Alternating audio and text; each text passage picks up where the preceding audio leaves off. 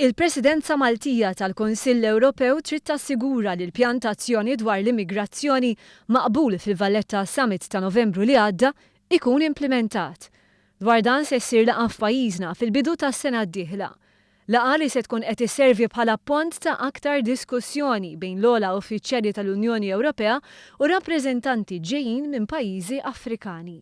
Dan tħabbar fl-laqgħa tal-MUSAC Core Group, preseduta mis-Segretarju Parlamentari Ian Borch u l-Ministru Helena Dalli.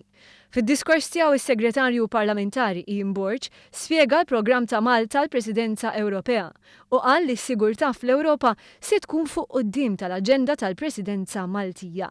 Fil-fatt se tkun qed tiġi indirizzata r-riforma tant mistennija tal-Konvenzjoni ta' Dublin, kif ukoll proposti leġislattivi oħra li jtejbu l-applikazzjonijiet tal-ażil.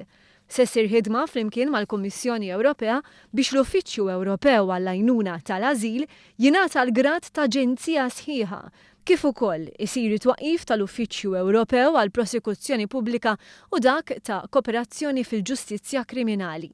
Ian Borch spjega kif minkejja li diġà kien hemm avvanzi leġislattivi, il-Presidenza Maltija se tkun qed taħdem biex il-Stati membri ikunu jistgħu jiffaċilitaw bejniethom dokumenti kriminali ta' ċittadini li jkunu ġejjin minn pajjiżi barra l-Unjoni Ewropea.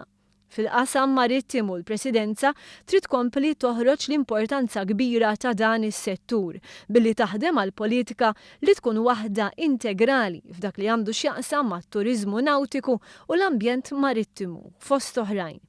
Finalment, Ian Borch saħaq kif is-suq komuni jibqa' wieħed mill-ikbar assi tal-proġett Ewropew. Huwa proprju għalhekk li matul dawn is-sitt xhur se ssir ħidma biex setturi bħal huma l-enerġija u l-ekonomija diġitali ikomplu jkunu indirizzati.